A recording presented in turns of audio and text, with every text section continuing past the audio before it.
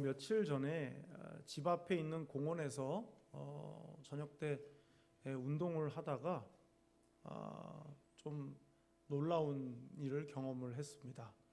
초등학교 한 2학년 정도, 2학년, 3학년까지는 안 되는 것 같아요. 한 초등학교 2학년쯤 되는 남자아이가 킥보드를 타고 운동하고 있는 저에게 돌진을 했습니다.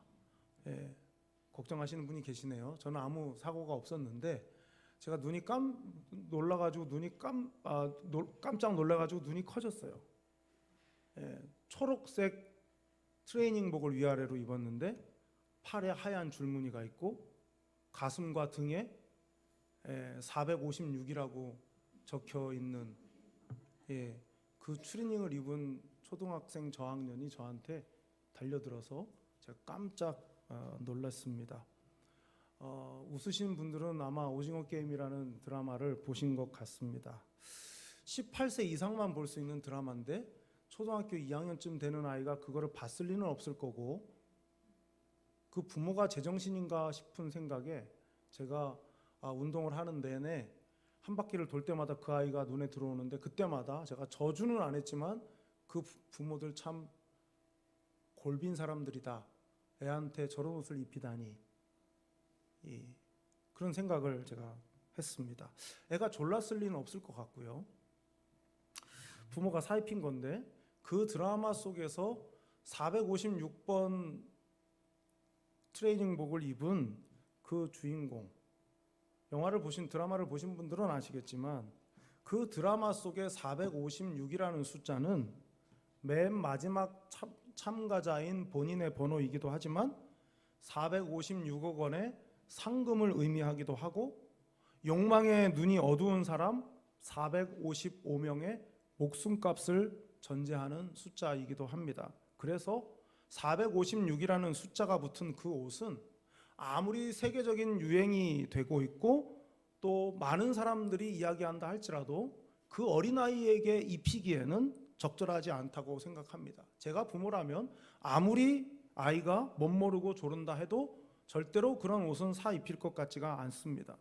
드라마 속에서 최후의 생존자이자 승자인 이 456번의 성기훈이라는 그 참가자는 1년이 지나고 게임이 끝나고 456억 원의 상금을 받고 난 뒤에 1년이 지나도록 폐인처럼 지나고 그 통장 안에 있는 456원 중에 단 1원도 인출하지 않았습니다. 왜냐하면 그 456억 원이라는 돈은 455명의 목숨값이고 그 사람들이 죽어서 자기가 받게 된 돈이기 때문에 상금이 아무리 거액이어도 행복해질 수가 없었고, 그리고 기뻐할 수도 없었기 때문일 것입니다. 오늘은 추수감사주일입니다. 감사에 대해서 다시 한번 생각해 보게 됩니다. 끊임없이 남의 것을 쳐다보고 만족해하지 못하는 사람은 하나님께 진정한 감사를 드릴 수 없습니다. 욕망이 삶의 동력인 이상 은혜로 산다는 것 자체가 어리석어 보일 뿐입니다. 드라마 오징어 게임 속 등장인물 중에 눈에 띄는 한 사람이 있는데 그 사람은 기독교인입니다. 욕망을 위해서 그 게임을 선택해 놓고는 게임을 한 단계 한 단계 통과해 갈 때마다 감사 기도를 합니다. 다른 사람들이 누군가가 죽음을 통해서 자기가 그 게임을 통과한 것에 하나님께 감사하는 기도를 올리는 장면이 그 드라마 속에 나옵니다. 누군가의 죽음을 통해서 생존한 것을 감사하는 그의 모습은 기도를 욕망으로 삼은 한 사람의 모습이기도 합니다. 그 사람의 감사는 자신이 원하는 대로 됐을 때 그때만 드릴 수 있는 감사이기 때문에 그것은 진정한 성경적 감사일 수 없습니다.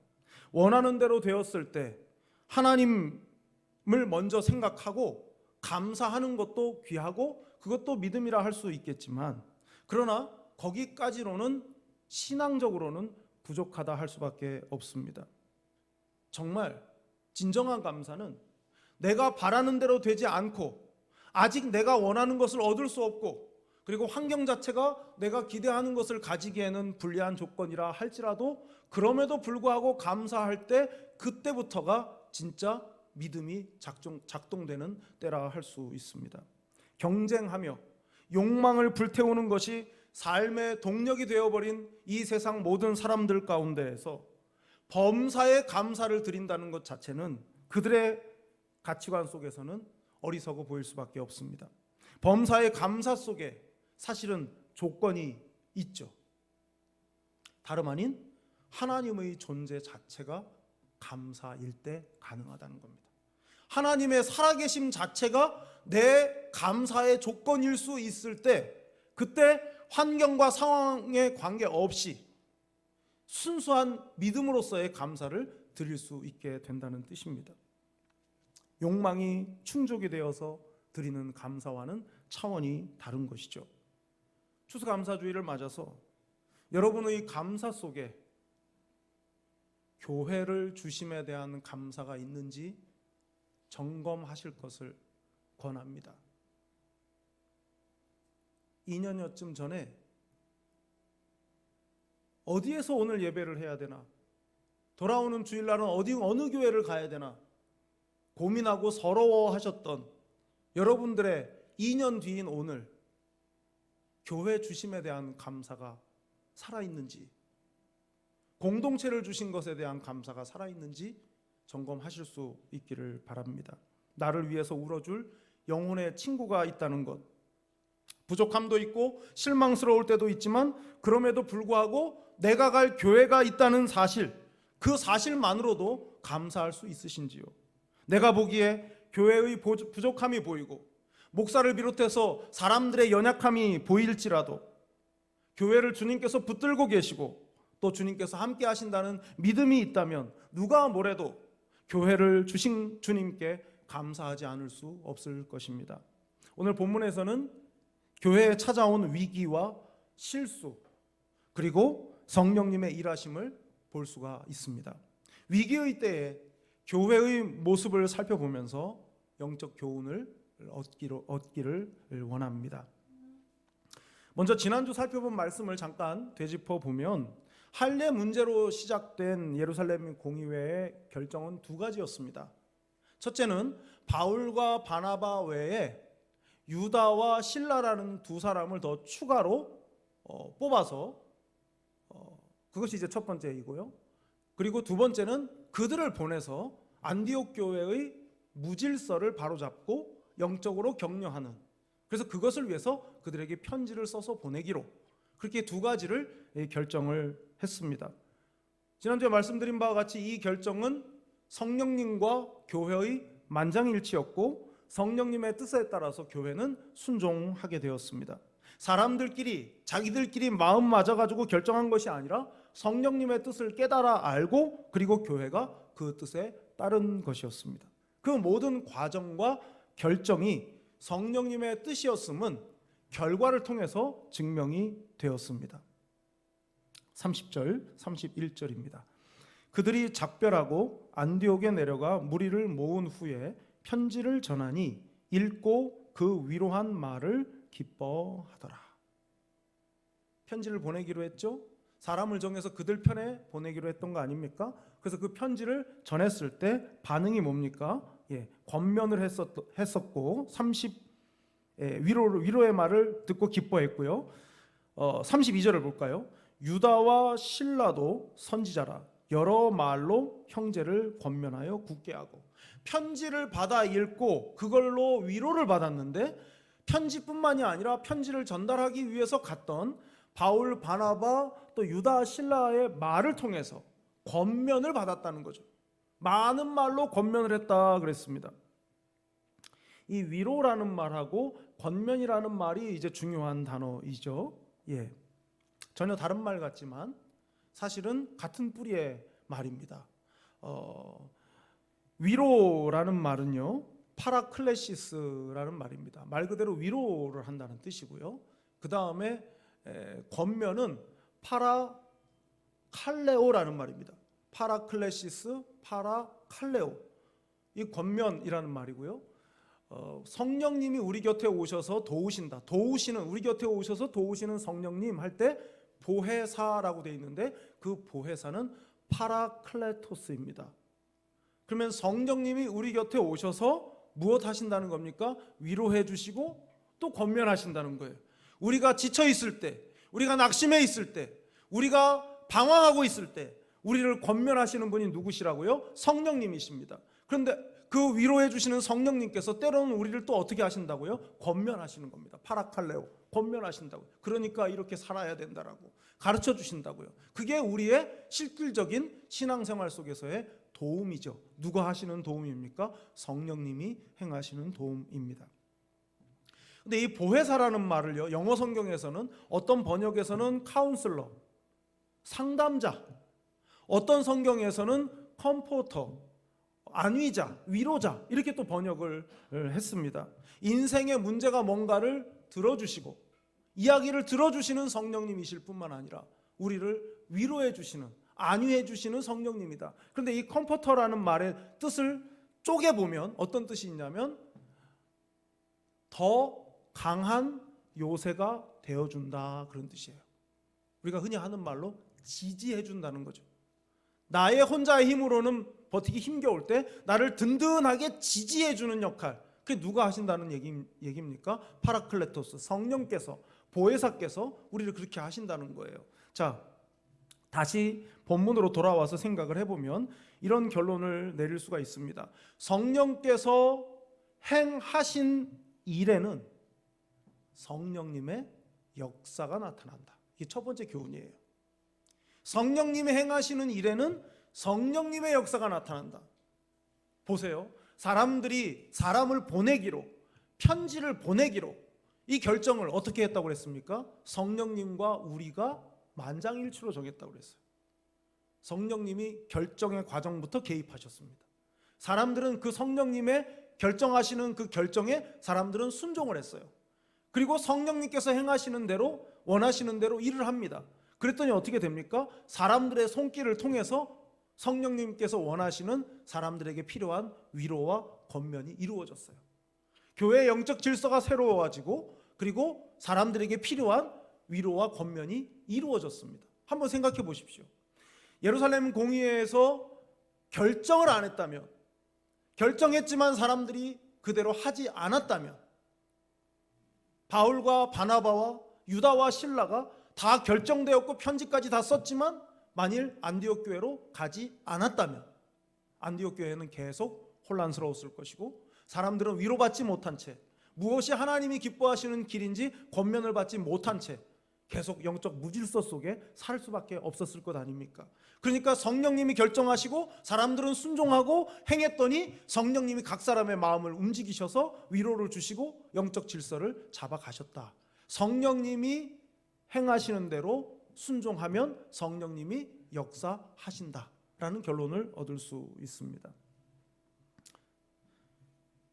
성공이 우리의 더 강한 요새가 되어 주지 않습니다. 물질이, 돈이 우리에게 위로와 권면이 되어주지 않습니다. 당장엔 그런 속삭임이 훨씬 그럴듯하게 들릴 것입니다. 성령께서 동의하지 않으시는 돈과 성공이 몇 배나 더 달콤하게 보입니다. 거기엔 그러나 생명의 역사가 없지요. 성경을 좀 찾아보겠습니다. 잠언서 14장 12절 말씀입니다.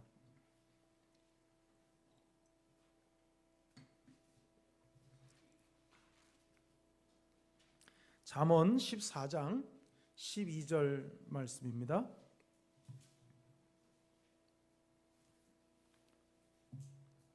어떤 길은 사람이 보기에 바르나 필경은 사망의 길이니라.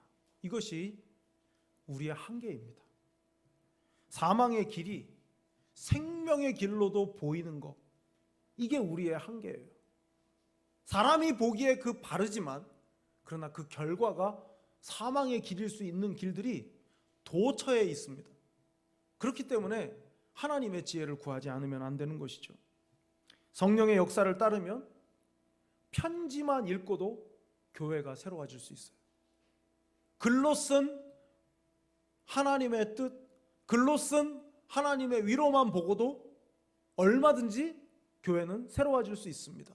그것이 성령께서 일하시기 때문인 것 아니겠습니까? 성령님의 뜻에 순종하는 것이 우리의 삶의 모든 것이어야 되는 이유입니다. 여러분 어떠십니까? 성령님의 위로와 권면을 의지하십니까? 성령님의 뜻을 알기 위한 기도에 집중하십니까? 아니면 당장 급한 불을 끄기 위한 기도에 급급하십니까? 성령님의 뜻을 구하실 수 있기를 바랍니다. 알도록 기도하시고 알았을 때 즉시 순종할 수 있는 믿음을 주시도록 기도하실 수 있기를 바랍니다. 성령님께서 여러분을 붙드시고 여러분을 도와주실 것입니다. 여러분의 가장 강한 요새가 되어 주실 것입니다. 우리는 오늘 본문에서 충격적인 사건을 접하게 됩니다. 다름 아닌 바울과 바나바가 다툰 사건입니다. 그냥 조금 다툰 것이 아니라 39절을 좀 볼까요? 서로 심히 다투어 피차 갈라서니 바나바는 마가를 데리고 배 타고 구브로로 가고. 심히 다투었고 그 결과 서로 헤어지게 됐습니다. 바울과 바나바가 그렇게 다퉜는데 굳이 성경에 이런 이야기까지 기록할 필요가 있었겠습니까? 왜 다투었습니까? 한마디로 의견 차이 때문입니다. 바울이 먼저 제안을 했어요. 무슨 제안을 합니까? 바울이 그동안 쭉 우리가 다니면서 복음을 전하고 교회를 세웠는데 이제 이쯤 되면 한번 그 세워진 교회들 한번 쭉 다시 순회하면서 그들을 격려하고 교회가 바로 세워져 갈 수 있도록 우리가 용기를 북돋읍시다 라고 바울이 제안을 해요. 바나바가 그 제안에 동의를 했습니다. 그러면서 바나바가 이렇게 얘기를 하죠. 마가 요한을 이번에 데리고 갑시다. 그렇게 이야기를 합니다. 바울의 생각이 거기서 달랐어요. 그건 안 됩니다. 지난번 밤빌리아에서 마가 요한은 나는 못해 하고 도망갔었습니다. 그랬던 사람을 다시 데리고 간다는 것은 위험 부담이 큽니다. 아마 사도 바울은 다른 교회와 성도들을 북돋아주고 위로하고 돌아보기 위해서 가는데 그 함께하는 멤버 중에 한 사람이 오히려 위로를 받아야 되고 또 달래야 되고 이런 상황이 된다면 그 에너지를 소모하느라 정말 중요한 일을 못할 것이라고 판단을 한 것 같습니다. 그래서 바울은 그건 안 됩니다 얘기를 했죠. 한국적인 정서로 보면 바울의 입장에서 혹시 마가가 바나바 자기의 조카이기 때문에 가자 하나? 데려가자 하나? 이런 생각도 얼마든지 할 법합니다. 성경에 그런 건 나오지 않지만 어쨌든 바울은 반대했습니다. 그러면 반대 의견을 냈을 때 그래요? 그럼 할 수 없죠. 이게 아니었어요. 심히 다투었다고 그런 걸 보면 엄청난 논쟁을 서로 한 것 같습니다. 그리고 결과적으로는 둘이 갈라서게 됩니다. 이제 일정도 바뀌고 그리고 경로도 이제 바뀌게 되는 따로 이제 움직이게 되는 것입니다.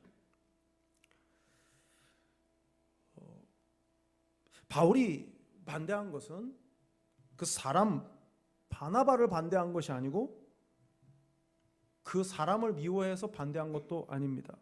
그의 잘못된 행동을 반대한 것이죠. 전도자가 그래서는 안 되는데 그럴 수 없다. 반대한 것이죠. 아마 바나바는 한번 그렇게 했다고 여기서 제외시키면 영영 이 사람은 다시는 같이 하지 못하게 될 텐데 이 사람 한 사람 살리는 셈 치고 데리고 갑시다. 그런 마음 아니었겠습니까? 이 바나바라는 말 그 이름의 뜻 자체가 위로자이고 바나바는 자기 재산을 다 팔아서 교회에 바친 사람이고 많은 다른 사람들을 위로하고 격려할 뿐만 아니라 누구도 아닌 바로 바울을 사울에서 바울 되게 하는데 가장 큰 공을 세운 사람이 바로 이 바나바이지 않습니까? 그런데 바울은 그럼에도 불구하고 반대했습니다. 성경은 두 사람 중 누가 옳았다라고 말하고 있지 않습니다. 그리고 그 다툼의 과정이나 내용을 상세하게 기록하고 있지도 않습니다. 여러분이 보기에는 누가 더 맞다, 누가 더 잘못했다 판단할 수 있을지 모르겠습니다. 다 자기 나름의 시각으로 보겠죠. 일 중심인 사람은 바울의 결정이 맞다라고 할 것이고, 관계 중심인 사람은 바나바가 옳지 않았냐라고 생각할 수도 있을 것 같습니다. 그러나 어쨌든 결과는 각자 심하게 싸우고 다투고 결별하게 되었다는 것이고, 두 사람이 헤어지게 됐습니다. 저는 여기서 참 아쉬워요. 우리나라가 세계적인 게 있지 않습니까? 프라이드 반, 양념 반. 반반하면 어땠을까? 처음에는 같이 하다가 중간쯤에 돌려보냅시다 뭐라던가, 얼마든지 그렇게 할 수 있었을 텐데, 또 바나바는 바울의 한 절반쯤 담고, 또 바울은 바나바의 한 절반쯤 담고 그랬으면 더 좋지 않았을까? 근데 아쉽게도 싸우고 헤어질 수밖에 없었습니다. 여기서 우리가 교훈을 얻어야 할 것이 있습니다. 두 사람이 서로 다투게 된 것은 누군가가 나쁜 뜻을 가졌기 때문이 결코 아니라는 것입니다. 둘 다 좋은 것, 둘 다 좋은 뜻, 복음을 전하고 생명을 구원하고 교회를 돌보는 것, 다 좋은 뜻으로 했는데 의견이 달라서 다퉜다는 것이죠. 사람들이 모이면 의견이 다를 수 있습니다. 의견이 다를 경우 따져보아야 할 것은 본질이 뭐냐입니다. 무엇 때문에 논쟁을 해야 되고, 무엇 때문에 의견이 다르고, 그리고 본질은 과연 이 일 속에서 무엇인가? 본질의 문제라면 다퉈도 후회가 없지만, 본질이 아닌 걸로 다투면 반드시 후회하게 되어 있습니다. 국내 선교를 할 거냐, 해외 선교를 할 거냐, 여러분 어떻게 해야 되겠습니까? 실력이 안 되면, 능력이 안 되면 한 해는 국내 선교하고 한 해는 해외 선교하고, 뭐 그런 방법도 취할 수 있고요. 상반기에는 국내 하고 하반기에는 해외 하고 이래도 되지 않겠습니까? 본질이 아닌 문제로 계속 싸울 필요 없고 지혜를 발휘해야 한다 하는 것입니다. 본질적인 것과 비본질적인 것과 관련해서 다투어서는 안 됩니다. 교회에 예배드리러 올 때, 지금 이제 겨울로 들어가기 때문에 아무도 시험 안 들 것 같아서 예를 들어서 말씀을 드리겠습니다. 교회 민소매, 반바지에 슬리퍼, 그리고 한 손에 아이스 아메리카노를 들고 예배 시간에 들어오는 게 됩니까, 안 됩니까?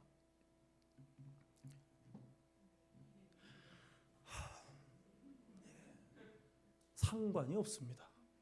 그러나 다른 사람의 예배에 방해가 되지 않도록 해야 되는 배려의 마음을 가졌다면 안 해야 되겠죠. 이걸 구분하기가 얼마나 어려운 줄 아십니까? 도대체 슬리퍼의 기준은 어디까지입니까? 발 뒤꿈치까지입니까? 발등까지입니까? 남자 구두 중에는 발등까지만 있고 뒤꿈치만 없는 구두도 있는데, 민소매는 몇 센치까지를 말하는 겁니까? 반바지는 어디까지를 말하는 걸까요? 이런 기준을 정할 수 없어요. 양심과 인격의 문제이고 배려의 문제이지 그게 본질은 아니란 말이죠. 내가 너무 땀이 많이 나는 사람이고, 내가 너무 땀이 많이 나서 겨드랑이에 막 폭포가 날 정도로 땀이 난다. 그러면 민소매를 입어야겠죠. 다른 사람 눈 때문에 긴팔 입고 땀 삐직삐직 흘리느라 설교도 안 들리고 예배도 안 하는 것보다는 그냥 민소매 입고 오는 게 나은 거예요. 그거는 본질이 아닌 것이죠. 그 유명한 예화가 있지 않습니까? 오카노 목사님 미국의 유학 시절에 미국에 있는 교회들을 방학 동안에 이제 탐방을 다니는데, 캘리포니아의 어느 교회, 미국인 교회에 예배 주일날 참석을 했습니다.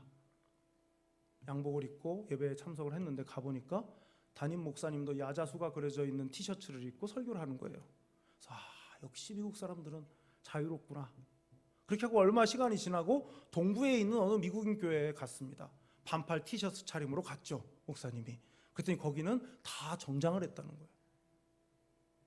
그러니까 본질이 아닌 겁니다. 옷은 깨끗하고 점잖으면 되는 것이고, 다른 사람에게 방해가 안 될 정도면 되는 거예요.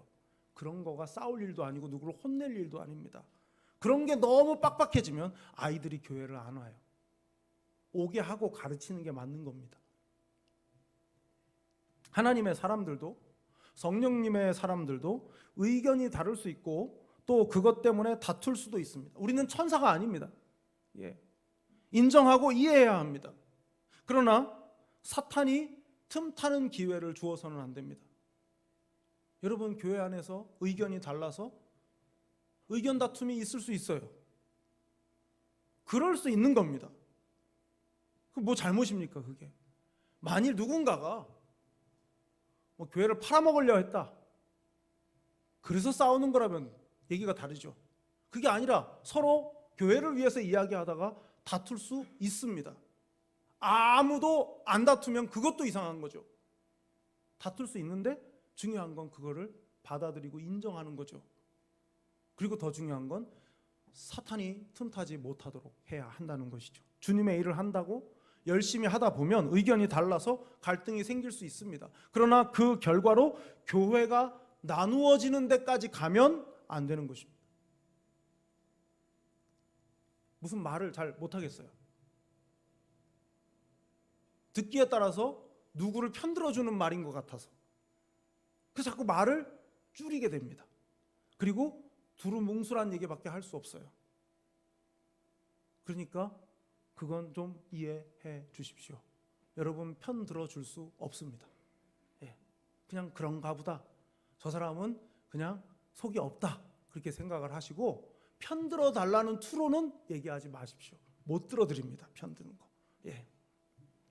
여러분, 처음에는 의견이 달라서 언쟁을 하는데 나중에는 사람이 싫어집니다. 의견을 반대하는 차원에서, 그리고 나중에는 사람을 반대하는 차원으로 바뀌어집니다. 누가 주는 생각입니까? 사탄이 주는 생각이에요. 교회법에서 가장 중죄로 여기는, 그러니까 교단 헌법에 이제 권징조례라는 게 있습니다. 그 권징조례에서는 교회에 해악을 끼치고 또 바른 교훈을 혼란스럽게 하는 자들에 대한 징계의 규정이 있습니다. 그 중에 가장 무거운 죄는 수찬정지, 성찬에 참여 못하도록 막는 거, 그보다 가장 큰 일종의 사형과도 같은 것은 출교입니다. 그런데 수찬정지와 출교 처분을 받게 되는 예가 어떤 예이냐? 교회의 분열을 꾀하는 경우입니다. 그리스도의 몸인 교회를 분열시키려는 자에 대해서는 성찬에 참여를 못하게 시키고 또 최종적으로는 회개하지 않으면 출교 처분하게 됩니다. 흔히 말하는 무슨 자격을 말할 때 무흠 할 때 그 무흠이라는 건 치리를 받지 않은, 징계를 받지 않은 자라는 뜻입니다. 여러분, 왜 그 죄가 가장 큰 죄이겠습니까? 주님의 몸을 가르는 것이기 때문입니다. 아무렇지도 않게 내 취향에 맞지 않아가지고 의견을 반대하다가 계속 반대하니까 그 사람까지 싫어져가지고 좋지 않은 말로 이야기하고 또 거기에 따라붙어서 편들고 이렇게 하면서 균열이 가게 만드는 행위 자체가 사실은 치리를 받을 일이라는 뜻입니다. 그래서 편들어주는 말을 하지 말아야 하는 것이죠. 사탄이 그런 생각을 주는데 그 생각을 계속 내버려 두면 교회가 싫어지고 나중엔 교우들이 싫어지고 목사의 설교가 들리지 않게 됩니다. 그러면 결국 누가 좋아하는 거겠습니까? 하나님 말씀이 안 들리는 것은 여러분의 영혼을 파괴하는 일이고 마귀가 좋아하는 일 아니겠습니까? 그래서 고린도전서 13장에서 사랑을 이야기하면서 제일 먼저 말한 게 뭡니까? 오래 참고입니다. 사랑은 오래 참고. 사랑은 참는 것으로부터 시작되는 겁니다. 참아야 됩니다. 편 들어주고 싶은 마음도 참아야 되고 깎아내리고 싶은 마음도 참아야 됩니다. 서로 다를 수밖에 없습니다. 우리는 생각도 다르고 살아온 이야기도 다르기 때문에 같을 수가 없습니다. 다르지만 다름을 해결할 수 있는 해결책은 바로 사랑밖에 없는 것이죠. 여러분은 어떠십니까? 교회 안에서 본질이 아닌 일로 다투었던 적은 없으십니까? 비본질적인 일로 다퉈 일도 안 되고 하나님 하나됨도 깨어진 경험은 혹시 없으십니까? 반대로 다름을 인정하고 본질에 충실했을 때 하나님께서 주신 은혜는 어떤 것이 있습니까? 우리는 완전한 인간이 아닙니다. 여전히 하나님의 은혜가 필요하고 본성을 거스르는 훈련을 해야만 하는 존재들입니다. 주님의 일을 할 때에도 우리의 부족한 모습은 얼마든지 튀어나올 수 있습니다. 다만 서로의 연약함을 인정하고 기다려주는 것이 우리 실수 때문에 하나님의 일을 망치지 않는 길입니다. 세 번째 교훈은 실수가 있어도 하나님의 교회는 견고하게 세워진다. 실수가 있어도, 우리의 실수가 있어도 하나님의 교회는 견고하게 세워진다. 40절 41절입니다. 바울은 신라를 택한 후에 형제들에게 주의 은혜의 부탁함을 받고 떠나 수리아와 길리기아로 다니며 교회들을 견고하게 하니라. 아멘. 인간의 실수로 인한 위기의 때를 맞았음에도 불구하고 교회는 견고하게 세워졌습니다. 이 기록하기에도 낯뜨거운 내용을 이 누가가 빠뜨리지 않고 기록한 것은 하나님의 교회는 인간들에 의해서 움직이는 것이 아니고 하나님께서, 성령님께서 이끄시는 주님의 교회라는 것을 보여주기 위함입니다. 그렇습니다. 교회는 하나님께서 이끄시는 주님의 교회입니다. 우리의 연약함 때문에 교회가 약해지지 않습니다. 인간이 약하다고 생각할 뿐이지 교회는 약하지 않습니다. 교회가 왜 약하지 않습니까? 보혜사 성령님께서 파라칼레오, 권면하시기 때문입니다. 파라클레시스, 위로 주시기 때문입니다. 바울과 실라가 주의 은혜로 한 일은 교회를 견고하게 세우는 일이었습니다. 이 견고하다라는 말이 강하게 하다, 또 안정된 곳 위에 세우다 하는 뜻이 있습니다. 41절만 놓고 보면 바울과 실라가 그렇게 한 것 같아요. 바울과 신라가 교회를 견고하게 안정된 곳 위에 세워놓은 것 같습니다. 그 두 사람이 한 것 같아요. 그런데 실은 그들을 보낸 이가 누구십니까? 예루살렘 공회를 통해서 성령님께서 보내셨어요. 성령님께서 그들의 손에 편지를 들려서 그들을 보내셨습니다. 그리고 그들이 순종했기 때문에 성령님께서 그들을 통해서 일하신 것이지 그들이 한 게 아니라 그 말입니다. 교회를 견고하게 세우고 성숙하게 하시는 분은 성령님이십니다. 교회가 성령님과 같은 마음으로 사람을 보내고 또 사명을 감당할 때 인간의 실수에도 교회는 영향받지 않을 수 있습니다. 성령님은 우리의 컴포터이십니다. 우리를 더욱 견고한 요새가 되게 하시는 분이십니다. 그뿐 아니라 교회를 견고히 세우십니다. 우리의 실수와 연약함에도 불구하고 교회를 교회되게 하고 또 견고하고 강해지도록 성령님께서 일하십니다. 성령님께서 교회를 이끄시도록 우리가 해야 될 게 무엇인가? 어떤 분이 그것을 5개 깨라고요. 잠에서 5개, 5 첫 글자가 깨자로 들어가는 5가지 말로 성령님이 이끄시는 교회가 되게 하기 위해서 우리가 어떻게 해야 되는가? 5개로 얘기를 했습니다. 첫째는 깨어짐입니다. 과거의 내 생각이 깨어져야 됩니다. 예전에는, 옛날에는, 전에 있던 교회에서는 이거 깨셔야 돼요. 그걸 깨야 됩니다. 두 번째, 깨달음입니다. 깨달음. 하나님의 마음에 친숙해지고 하나님의 시선으로 보아야 합니다. 내가 볼 수 있는 눈으로 보는 게 아니라 하나님의 시선으로 보기 위해서 깨달아야 합니다. 세 번째, 깨어 있음입니다. 깨어 있음. 하나님의 말씀의 빛 안에서 사는 거예요. 여러분, 어둠 속에 있어요. 말씀 안에 있지 않으니까, 말씀의 빛이 나의 내면을 비치지 못하니까, 깨어 있지를 못하니까 아무 일도 안 일어나는 것이죠. 그다음에 네 번째, 깨끗함입니다. 깨끗함. 하나님 앞에 경건으로 살아야 되는 거예요. 경건한 삶의 방식을 추구해야 되는 거예요. 이 네 가지는 개인적인 것들입니다. 자기가 깨어져야 되고, 자기가 깨달아야 되고, 자기가 깨어 있어야 되고, 자기가 깨끗해야 돼요. 마지막 5번째는 깨부숨입니다. 깨부숨. 영적인 싸움에서 악한 세력들을 상대로 해서 승리하기 위해서, 그들을 깨부수기 위해서 성도 한 사람 한 사람이 주님께 붙어있는 그 공동체가 깨부수기 위해서는, 영적인 세력을 깨부수기 위해서는 네 가지가 개인적으로 된 사람들의 공동체여야 영적 대결을 하고 승리할 수 있기 때문입니다.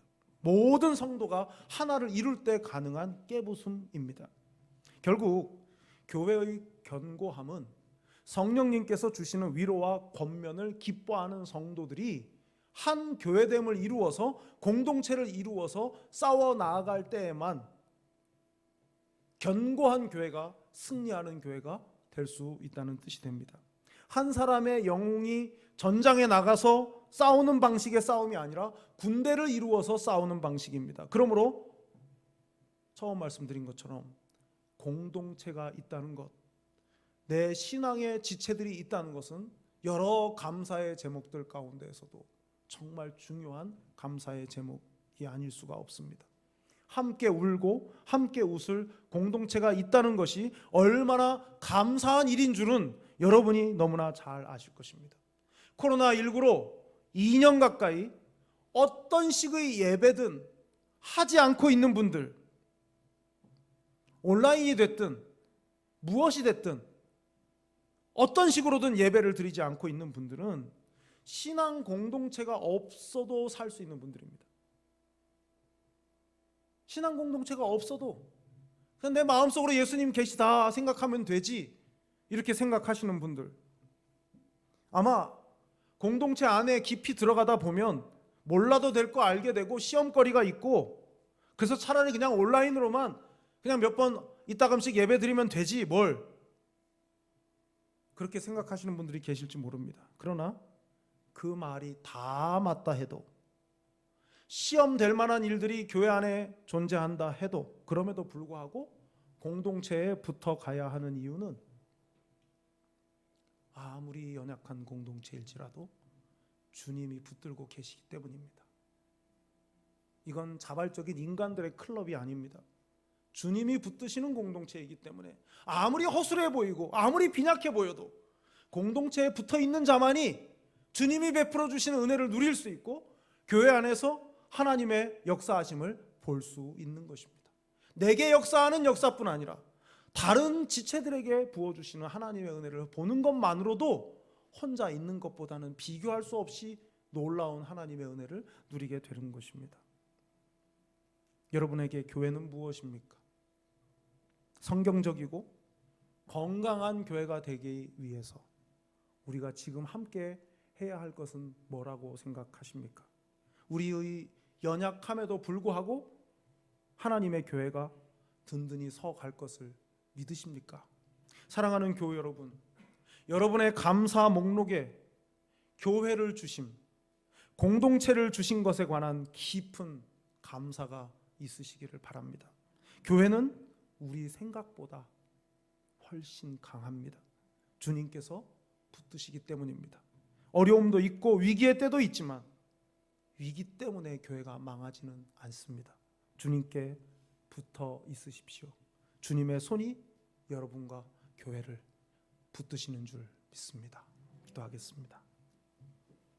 사랑이 많으신 하나님 아버지, 우리에게 교회 공동체를 허락해 주심을 감사합니다. 교회를 주실 뿐 아니라 교회를 붙들어 주시니 감사합니다. 인간의 부족함과 실수에도 불구하고 교회를 통해서 하나님 나라를 확장하시는 줄 믿게 하심을 감사합니다. 우리에게 허락하신 한사랑교회를 통해 영혼이 살아나고 신앙이 회복되게 하시며 함께 하나님 나라를 위해 사명 감당하는 즐거움이 우리 안에 커지게 해 주십시오.